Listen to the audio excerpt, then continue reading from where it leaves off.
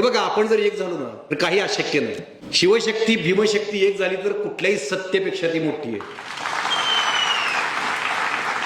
आपण हातात हात घेतले पाहिजेत, आपापसातले सगळे हेवे दावे बाजूला ठेवले पाहिजेत, सगळा टोकदारपणा आहे तो बाजूला ठेवला पाहिजे, एकमेकांमधल्या भिंती पाडल्या पाहिजेत. त्या उत्तरांनीत थोडं वरचं मांडणारे जे बहुजन आहेत ना त्यांना मी सांगतो की हात जोडून कळकळीची मनापासून अगदी पोटतिडकीनं माझी विनंती आहे की डॉक्टर बाबासाहेब आंबेडकर या महामानवाला समजून घ्या. त्यांना आपल्या सगळ्यांसाठी काम केलंय.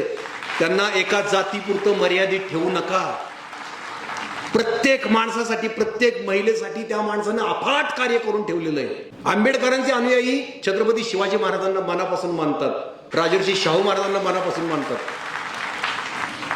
पण आंबेडकरांना मात्र एका जातीपुरतं मर्यादित ठेवलं जातंय. नाकारून चालणार नाही, पण ते चुकीचं आहे.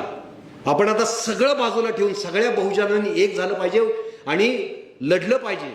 छोटी लढाई नाही ही, पण आपण लढायची आणि जिंकायचं. कशासाठी? महाराष्ट्र धर्मासाठी.